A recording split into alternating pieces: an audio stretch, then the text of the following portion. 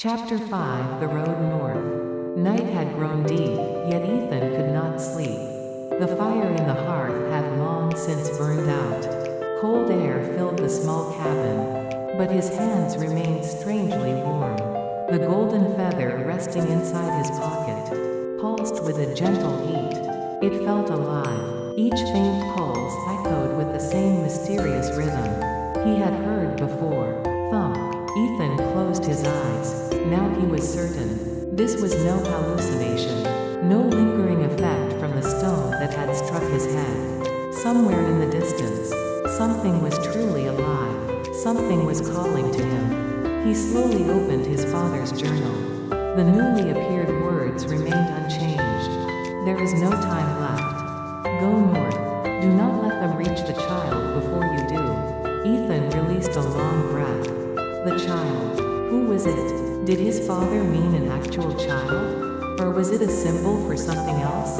No matter how hard he thought, the answer refused to come. But one truth became impossible to ignore. If he stayed here, he would never learn the truth. He slowly looked around the cabin. The worn wooden table, the cold fireplace, the old chair that creaked whenever someone sat down.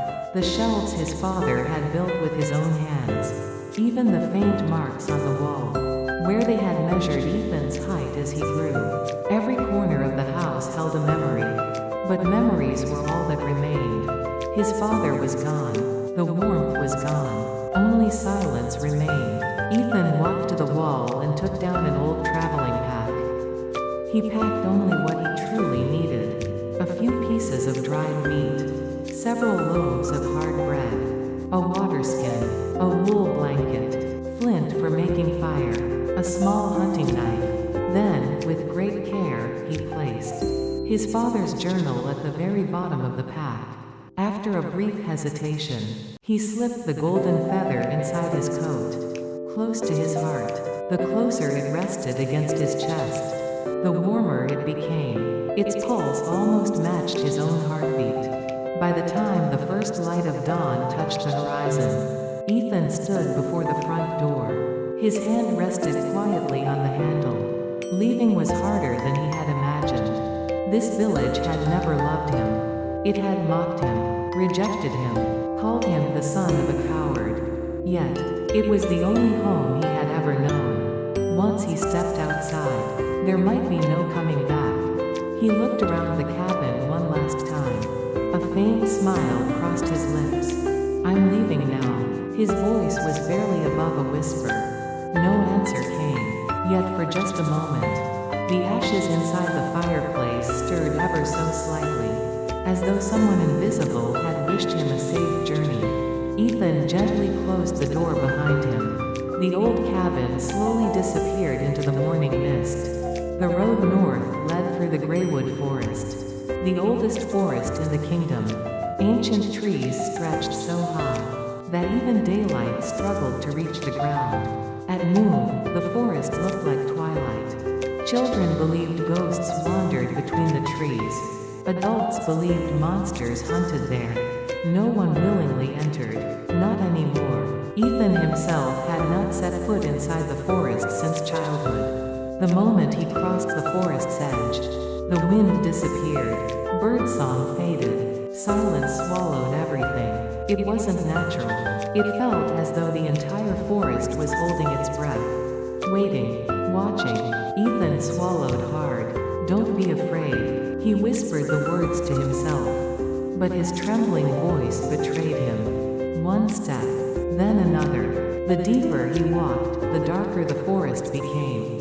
Towering branches intertwined overhead, like the ceiling of an ancient cathedral. Every footstep echoed across the fallen leaves. Even the smallest sound seemed unnaturally loud. Then, something glimmered beneath the leaves. Ethan knelt. It was a rusted piece of metal. He brushed away the dirt. A fragment of a broken sword. Its hilt still bore the faded image of an eagle beneath a royal crown, the emblem of the kingdom's knights. His expression hardened. Why would a knight's sword be here? He searched the surrounding ground. Soon he found more. Broken arrows, splintered shields, pieces of rusted armor. The deeper he looked, the more evidence he uncovered. The entire forest had once been a battlefield, yet no one in the village had ever spoken of such a war. It was as though history itself had been deliberately erased. Suddenly, the golden feather grew hot. Startled, Ethan pulled it from inside his coat. Its tip glowed softly, pointing toward the north, like a living compass. At the same moment, thump, the heartbeat returned, stronger, closer. Without thinking, Ethan began walking toward the direction the feather indicated. He had taken only a few steps when he froze.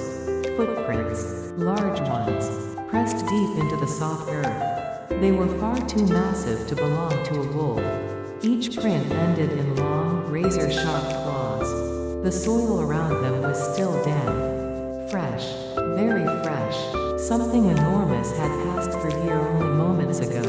Ethan instinctively held his breath. Then, crack. A branch snapped somewhere beyond the trees. Not one, several, another, then another. Something was moving toward him, slowly, deliberately. The forest, silent only moments before, suddenly felt alive. Every shadow seemed to watch him. Every tree appeared to lean closer. Ethan slowly reached for the hunting knife at his belt.